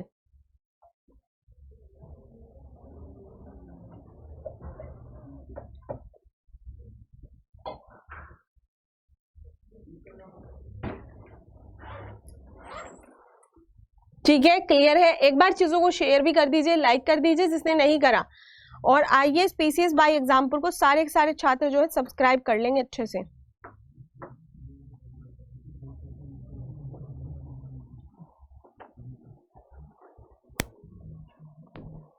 जी, क्लियर है चीजें? क्लास कब से कब तक बताइए। नीरज वर्मा जी, बच्चे क्लास जो है 7 बजे आती है वेडनेसडे को, सुबह को 7 बजे वेडनेसडे को मेरी क्लास होती है, वेडनेसडे को। ठीक है, 7 AM हमारे यहाँ पर 7 AM एवरीडे क्लास होती है 7 AM को। ठीक है, दैट इज कोर सब्जेक्ट है ये। मंडे को आपकी हिस्ट्री की क्लास होती है, संजन सर लेते हैं हिस्ट्री। ट्यूसडे को आपकी यहाँ पर पॉलिटी की क्लास होती है। वेडनेसडे को मेरी, यानी कि वेडनेसडे को इकोनॉमिक्स की क्लास होती है, और थर्सडे को जहां तक मुझे याद आ रहा है रश्मि मैडम की क्लास होती है, और फ्राइडे को फिर जो है उजैर सर की शायद हाँ ज्योग्राफी की क्लास होती है उजैर सर की, और सैटरडे को पुनः आपकी रश्मि मैडम क्लास लेती है। रश्मि मैडम 2 दिन क्लास लेती है, क्योंकि साइंस और एनवायरनमेंट, साइंस टैग और एनवायरनमेंट दोनों की चीजों को वह डील करती है। ठीक है, हाँ जी, एक बार फिर से प्रॉफिट समझा दो। शिव प्रसाद मौर्य जी, क्या क्या प्रॉफिट हुए, क्या क्या फायदे हो गए इससे, क्या क्या लाभ हो गए हमारी अर्थव्यवस्था में इससे लाभ ये हुआ बच्चे कि यहाँ पर जो कृषि ऋण था उसमें वृद्धि हो गई। ठीक है, दूसरा जो महिलाएं थी, जो डिप्राइव्ड क्लास थे, वंचित वर्ग थे, उनको लोन देने में वृद्धि हो गई। ग्रामीण ब्रांचेस ओपन हो गई, ग्रामीण रूरल एरियाज में भी ब्रांचेस यानी कि शाखाएं खुल गई, लोगों को मुख्य धारा में जोड़ा गया, विकास बढ़ गया।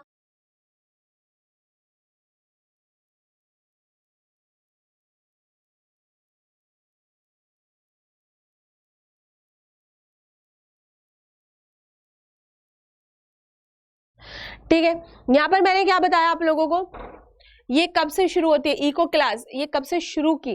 मनीष जी वही 7 बजे से की। वैसे इसको चलते हुए आज शायद 25वीं 26वीं क्लास होगी हमारी, 25वीं होगी आई थिंक। तो ये क्लासेस जो है काफी दिन से चल रही है, वीकली होती है, पहले वीक में 2 होती थी, इसको और बढ़ा दिया जाएगा, जैसे अकॉर्डिंगली सेट करा जाएगा, आप बस धैर्य धारण करते रहे। ठीक है, कमजोर वर्गों के लिए ऋण माफी वगैरह में भी वृद्धि करी गई, यानी कि उनके ऋण भी माफ कर दिए गए, उनको ऋण दिए भी गए, यहाँ पे तमाम चीजें होती है। ठीक है, हाँ जी, चीजें क्लियर है? आगे देख लेंगे एक बार। मैंने कहा आगे प्राइवेट बैंक्स को क्या, उनका क्या हिसाब था, निजी बैंकों का क्या हिसाब था, प्राइवेट यानी कि निजी। जैसे आप देखते हो ना आईसीआईसीआई, ये सब कैसे बैंक है, ये आपके प्राइवेट बैंक है ना, ये आपके यहाँ पर प्राइवेट बैंक है। अब इनको 2 तरीके में मैंने बताया था अभी कि प्राइवेट बैंक 2, वहां पे मैंने आपको क्या बताया कि भाई जो ये कमर्शियल बैंक है ये 2 होते हैं,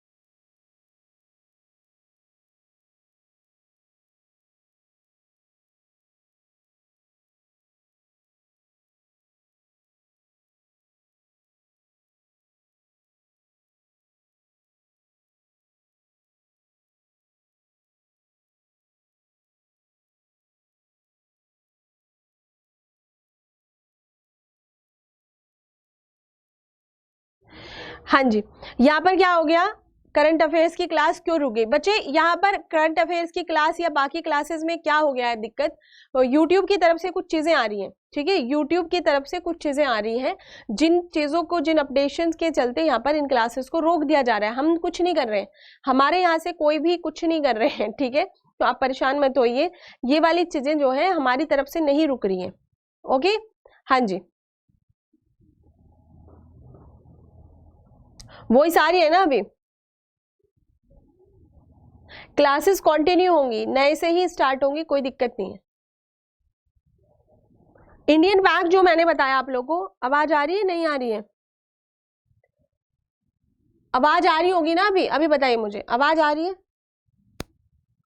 आवाज आ रही है या नहीं आ रही है? यहां पर मैंने क्या बताया कि इसमें एक तो थे इंडियन और एक थे फॉरेन।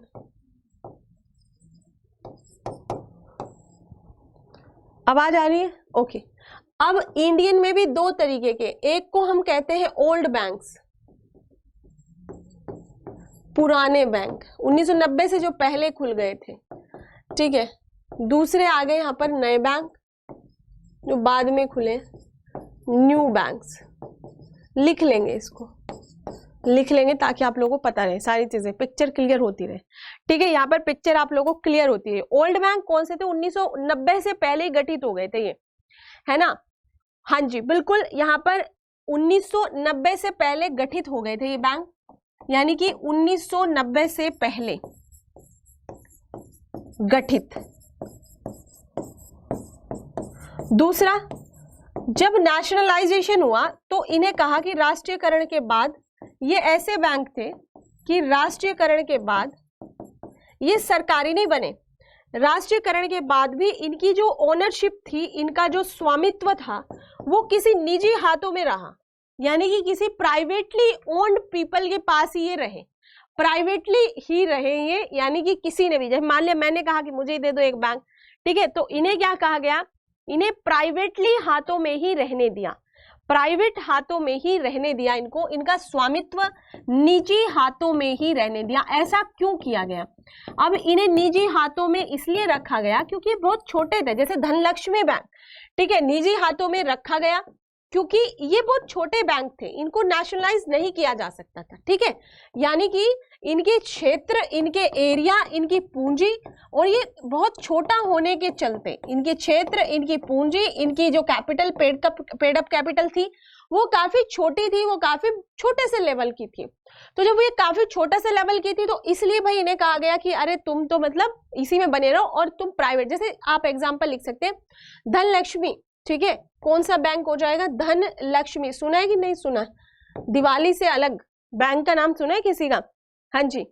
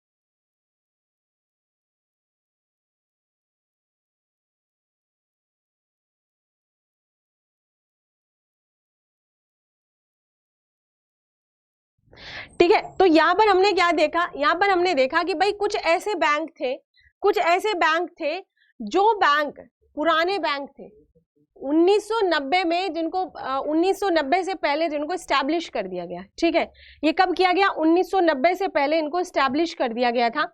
और 1990 से पहले स्टैब्लिश हुए ऐसे बैंक जो काफी छोटे बैंक थे, जिनकी पेड अप कैपिटल वगैरह काफी कम थी, तो इनकी पेड अप कैपिटल वगैरह काफी कम होने के चलते तो इसमें हुआ क्या कि इन्हें कहा गया कि चलो तुम अपना स्वामित्व किसी भी प्राइवेट व्यक्ति को रखने दो, किसी भी निजी व्यक्ति को इसका स्वामित्व रखने दो, जैसे धनलक्ष्मी बैंक।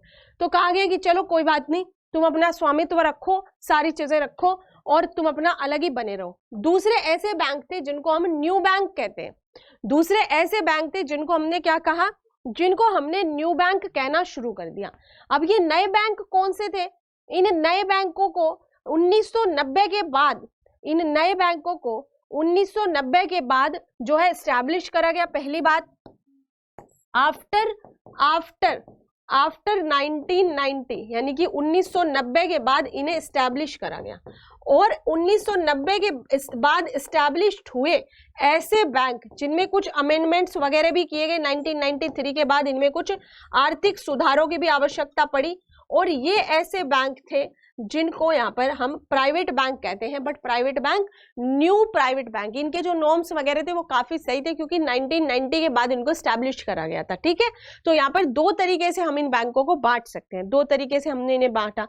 आगे अगर हम आज की बात करें तो नए बैंकों में आपका आ जाता है, जैसे कि आ जाता है कोटक महिंद्रा, एक बैंक है कोटक महिंद्रा, आपने देखा होगा, सुना होगा, कोटक महिंद्रा एक बैंक है।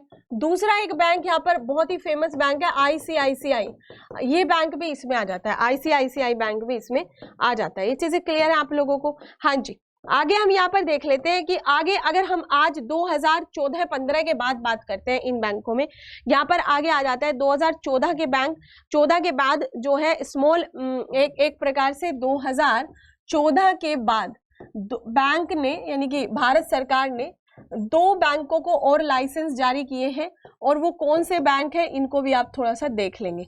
लाइसेंस जारी किए गए, पहली बात तो इन बैंकों को कहा जाता है डिफरेंशिएटेड बैंक। क्या कहा जाता है, इनका नाम आप लोगों ने जरूर सुना होगा, मैंने अपनी करंट वाली क्लास में आप लोगों को बताया था, डिफरेंशिएटेड बैंक्स, या फिर आप कह सकते हैं इन्हें विभेदीकृत बैंक कहा जाता है।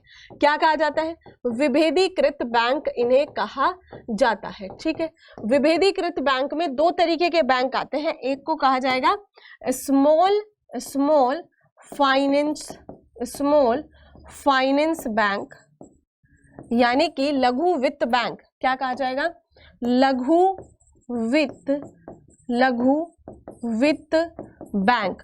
और जो दूसरे हैं आप लोगों के, एक तो हो गए लघु वित्त बैंक, ठीक है, एक तो क्या हो गया आप लोगों को लघु वित्त बैंक, और जो दूसरे हैं उनका नाम हो जाता है भुगतान बैंक, यानी कि इन्हें क्या कहेंगे, पेमेंट बैंक। काम ऐसा ही करते हैं जैसे बैंक, बट इनकी कुछ लिमिटेशन है।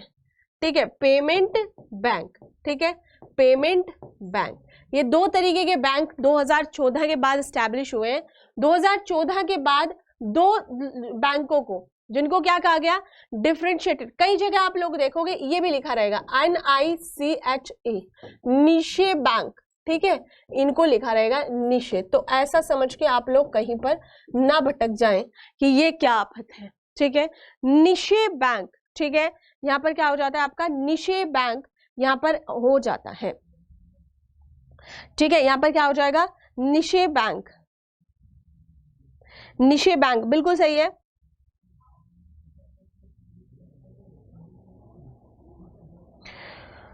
जी, तो यहाँ पर स्मॉल फाइनेंसिंग बैंक की बात करें, SFB की बात करें, मूलभूत सारी बैंकिंग सुविधाएं यहाँ से मिल जाती है। क्या कहा मैंने, मूलभूत सभी बैंकिंग सुविधाएं, मूलभूत सभी बैंकिंग सुविधाएं यहाँ से मिल जाती हैं। ठीक है, जितनी भी बेसिकली यहाँ पर जो भी बेसिकली बैंकिंग फैसिलिटीज होती हैं, बेसिकली फैसिलिटी, बैंक का क्या काम है भाई, पैसे लेना, जमा कराना, ये सब करना।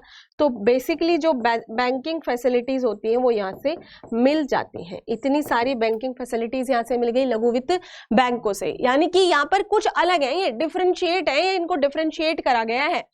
जमा भी स्वीकार करेगा और ऋण भी देगा। यहां पर लिख लेंगे जमा स्वीकार करना, यानी कि डिपॉजिट को एक्सेप्ट करना, जमा स्वीकार करना और ऋण देना, और ऋण देना यहां पर इनका मुख्य काम हो जाता है। जमा स्वीकार करना और ऋण देना, ये इसका काम है, इसमें काम में कोई दिक्कत नहीं आती है। ठीक है, आगे देखेंगे। इनको बाद में जो है एक प्रकार से पूर्णकालिक बैंकों के रूप में भी कन्वर्ट करा दिया जाता है। जो स्मॉल फाइनेंसिंग बैंक है इनको बाद में यानी कि लेटर, बाद में पूर्णकालिक, फुल टाइम पूर्णकालिक बैंकों के रूप में कन्वर्ट करा दिया जाता है। इस चीज को भी आप देखेंगे, ठीक है, कन्वर्ट करा दिया जाता है। यहां पर क्या कह रहे हैं भाई, इनको लाया क्यों गया, इनको लाया गया फाइनेंशियली इंक्लूड करने के लिए, लोगों को वित्तीय समावेशित करने के लिए, फाइनेंशियल इंक्लूजन के लिए इनको लाया गया है। ये चीज ध्यान रखिएगा, इस चीज को ध्यान में समझेंगे। इनको लाया ही वित्तीय समावेशन के लिए गया है। ठीक है, इन बैंकों को जो लाइसेंस दिया है 2014 के बाद से वित्तीय समावेशन को बढ़ावा देने के लिए दिया गया है। वित्तीय समावेशन को बढ़ावा देने के लिए ठीक है, वित्तीय समावेशन को बढ़ावा देने के लिए इनको लाया गया। पहली बात, यहाँ पर ये सारा काम कर लेते हैं, जमा भी स्वीकार कर लेते हैं, यहाँ पर ये अपना जमा स्वीकार करके ऋण भी दे देते हैं, इसलिए इनको कई बार बोला जाता है कि ये छोटे हैं उनसे जो वाणिज्यिक बैंक है। ठीक है, अब यहाँ पर इनके लिए क्या क्या शर्तें होती है। पहली बात तो कोई भी व्यक्ति इन्हें खोल ले सकता है, कोई भी व्यक्ति इन्हें स्मॉल फाइनेंसिंग बैंकों को खोल सकता है। उसको कम से कम 10 सालों का, कितने सालों का, 10 सालों का बैंकिंग क्षेत्र में एक्सपर्ट होना चाहिए। क्या कहा मैंने, कोई भी इन्हें खोले बट उसे 10 सालों का, 10 वर्षों का बैंकिंग क्षेत्र में अनुभव होना चाहिए, एक्सपर्ट होना चाहिए। और जो पेड अप कैपिटल है वो कम से कम 100 करोड़ रुपए होनी चाहिए। कितनी बताई, 100 करोड़ रुपए पेड अप कैपिटल के साथ कोई भी व्यक्ति इसको खोल सकता है। यानी कि 100 करोड़ रुपए न्यूनतम पेड अप कैपिटल, न्यूनतम पेड अप कैपिटल कितनी हो, 100 करोड़ हो। कोई भी व्यक्ति जो 10 साल का एक अच्छा अनुभव बैंकिंग क्षेत्र में रखता हो वो इन्हें यहाँ पर ओपन कर सकता है। इतनी चीजें समझ आ गई होगी। दूसरी चीज देख लेते हैं, पेमेंट। आप इसको जो है एक बार स्क्रीनशॉट ले लीजिए। मैंने क्या क्या बातें बताई कि भाई 2014 के बाद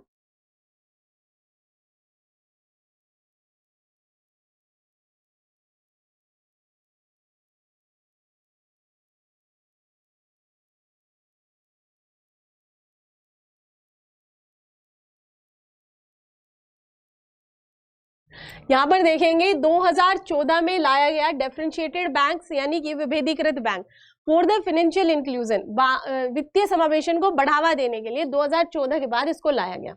अब ये दो तरीके के लाए गए, एक को कहा गया स्मॉल फाइनेंसिंग बैंक यानी कि लघु वित्त बैंक, और दूसरे को यहाँ पर कहा जाता है भुगतान बैंक यानी कि पेमेंट्स बैंक। ठीक है, अब भुगतान बैंक और पेमेंट्स बैंक में कुछ कुछ अंतर है। जैसे अगर हमने कहा कि स्मॉल फाइनेंसिंग बैंक यानी कि जो लघु वित्त बैंक थे उनका क्या काम नाम है भाई, पहली बात तो वो जमा भी स्वीकार करेंगे और वो ऋण भी देंगे। ठीक है, दूसरी बात उनकी पेड अप कैपिटल 100 करोड़ रुपए होनी चाहिए, और तीसरी बात यहाँ पर ऐसा व्यक्ति भुगतान बैंक खोल सकता है, ऐसा व्यक्ति स्मॉल फाइनेंसिंग बैंक खोल सकता है जिसको 10 वर्ष का एक अनुभव हो और वो बहुत एक्सपर्ट हो अपने इस क्षेत्र में, बैंकिंग क्षेत्र का अनुभव उसको रहा हो। साथ ही साथ यहाँ पर एक और बात आ जाती है आप लोगों के लिए कि बेसिकली यहाँ पर सारी की सारी चीजों को लाया जाता है, बेसिकली जितनी भी बैंकिंग सुविधाएं हैं उनको यहाँ पर दिया जाता है। ठीक है, और बात करें अगर यहाँ पर कि भाई इनको बाद में कन्वर्ट भी किया जा सकता है एक प्रकार से पूर्णकालिक, एक प्रकार से जो पूर्णकालिक बैंक्स हैं यानी कि जो फुल टाइम बैंक है, कमर्शियल बैंक है, उनमें इनको कन्वर्ट भी किया जा सकता है। आई होप इतनी बातें आप लोगों को क्लियर हुई होंगी, इतनी बातें आप लोगों को क्लियर हुई होंगी। दूसरी अगर मैं यहाँ पर बात करती हूँ पेमेंट्स बैंक की, ये भी एक प्रकार का डिफरेंशिएटेड बैंक ही है। यहाँ पर इसे क्या कहेंगे हम लोग, भुगतान बैंक इसे हम कह देते हैं। क्या कहेंगे बच्चे, यहाँ पर इसे हम कह देते हैं भुगतान बैंक। यह भी डिफरेंशिएटेड बैंक का ही एक प्रकार है। तो भुगतान बैंक जो है एक प्रकार से ऐसा बैंक है जो कि जिसका काम ही है कि जिनको बेनिफिट्स नहीं मिल पाए हैं, जो कि बैंकिंग सेवाओं से अभी तक वंचित हैं, बैंक की सेवाओं से वंचित व्यक्तियों को, बैंक की सेवाओं से वंचित व्यक्तियों को यहाँ पर बैंकिंग सुविधाएं प्रदान करना, बैंक की सेवाओं से वंचित व्यक्तियों को बैंकिंग सुविधाओं से लाभप्रद करना इनका एक कार्य है। बैंकिंग सेवाओं से वंचित व्यक्तियों को बैंकिंग सुविधाएं प्रदान करना, ठीक है, बैंकिंग सुविधाएं प्रदान करना, ये इनका जो है एक भला भांति काम है। यहाँ पर इनकी कुछ लिमिट होती है, यानी कि ये बैंक जो है एक प्रकार से जितनी भी चीजें हैं उनको नहीं कर सकते, जितनी ज्यादा से ज्यादा चीजें, एक ग्राहक से 1 लाख रुपए, कितने, एक ग्राहक से 1 लाख रुपए, ग्राहक से 1 लाख रुपए ही ये ले सकते हैं, 1 लाख रुपए डिपॉजिट कर सकते हैं, ठीक है, यानी कि उससे ज्यादा नहीं। डिपॉजिट 1 लाख, एक ग्राहक से 1 लाख रुपए डिपॉजिट कर सकते हैं, यही इनकी जो है लिमिट हो जाती है, यही इनकी क्या है, लिमिट है, यही इनकी सीमितता है। इस चीज को आप लोग अच्छे से समझते हुए चलेंगे, इस चीज को आप लोग अच्छे से समझते हुए चलेंगे, ठीक है। अब आगे देखेंगे, यहाँ पर ये जो है इनकी एक और लिमिट है। इनकी लिमिट ये है कि भाई साहब ये एटीएम जो कार्ड होता है आप लोगों का, एटीएम कार्ड या जिसे आप क्या कह सकते हैं, डेबिट कार्ड, एटीएम कार्ड, ये इसे तो दे सकते हैं बट क्रेडिट कार्ड को नहीं दे सकते हैं। क्या कहा मैंने, एटीएम कार्ड की सुविधा, ये सुविधा दे सकते हैं, ये सुविधा दे सकते हैं, पर कौन सी सुविधा नहीं दे सकते, there are no facility of the credit card. यहाँ पर क्रेडिट कार्ड की कोई फैसिलिटी नहीं दिलाई जा सकती, क्रेडिट कार्ड की सुविधा नहीं दी जा सकती है, ठीक है। इतनी चीज भी आप लोगों को अच्छे से याद रखनी है, यानी कि जमा वगैरह स्वीकार कर लेंगे, कोई दिक्कत की बात नहीं है, 1 लाख से ज्यादा नहीं ले पाएंगे, 1 लाख से ज्यादा नहीं ले पाएंगे, इतना भी आप लोग को अच्छे से याद रखना है। दूसरी एक और बात है यहाँ पर भुगतान बैंक की कि भाई सेविंग अकाउंट भी, यानी कि जो सेविंग अकाउंट है बचत खाता, और दूसरा एक अकाउंट होता है करंट अकाउंट, व्यापारी वगैरह जिसको खुलवाते हैं, ठीक है, चालू खाता, इन दोनों ही खातों को खोल सकता है, यानी कि बचत खाता भी खोल सकता है, बचत खाते के साथ साथ ही चालू खाता भी खोल सकता है, दोनों फैसिलिटी दिला सकता है। मैंने कहा एटीएम कार्ड, डेबिट कार्ड ये फैसिलिटी दिला देगा, ये सुविधा दे देगा, क्रेडिट कार्ड की सुविधा नहीं दे सकता, यानी कि जारी नहीं कर सकता। कोई ये नहीं कह सकता कि मेरा पेमेंट बैंक का ये क्रेडिट कार्ड है, यहाँ पर इसको यह नहीं दे सकता है। इतनी चीजें समझ आ गई आप लोगों को, हाँ जी, इतनी चीजें समझ आ गई होगी। बाकी जो है चीजें हम अगली क्लास में करेंगे। आज की इस क्लास को हम यहीं पर समाप्त करते हैं। जिन जिन छात्रों को कोई भी समस्या आएगी वो छात्र मुझे ऑफलाइन वीडियो में, सभी के सभी ऑफलाइन के नीचे एक बार कमेंट जरूर कर दें। छोटी छोटी चीज़ों को समझना बहुत आवश्यक है। ये जो बैंकिंग का चैप्टर है इसमें हमें चीज़ों को बहुत ही एकदम गूढ़ता से लेकर चलना था। हमने इसमें जो रेट्स करे हैं उन रेट्स का आपको प्रीलिम्स में काफ़ी प्रश्न पूछे जाते हैं, और अब क्योंकि मंदी का एक दौर बना और उसमें काफ़ी दिक्कतें आई, मार्केट में लिक्विडिटी काफ़ी कम भी हुई, उसको कैसे बढ़ाया, आरबीआई ने क्या क्या स्टेप्स लिए, कैसे मौद्रिक नीति बनाई, मौद्रिक नीति पॉलिसी क्या है, संचरण क्या है, इस पर तमाम प्रश्न पूछे गए हैं। We will discuss next classes and all. तो अभी के लिए अब इस क्लास को यहीं पर रहने देते हैं। आप लोग अपना ध्यान रखिए और चीज़ों को रिवाइज करते रहिए, और बाकी कोई दिक्कत होगी तो ऑफलाइन कमेंट करके पूछ सकते हैं, ठीक है। 1 नवंबर से बैच आ रहा है, 1 नवंबर से पेड बैच है, बहुत ज़्यादा फीस नहीं है, आप वहाँ पर उस बैच में जरूर इनरोल करें। सारी फैकल्टी एकदम स्पेशलाइजेशन के साथ आपके साथ खड़ी होगी फ्रॉम द डे फर्स्ट, पहले ही दिन से उंगली पकड़कर आपके साथ होगी और अंतिम सफर तक आपको लेके जाएगी। आप बस बने रहिए, ठीक है। Thank you so much for watching the class. और आप सब अब इस क्लास को लाइक और शेयर आवश्यक रूप से कर देंगे जिसने नहीं करा है। धन्यवाद।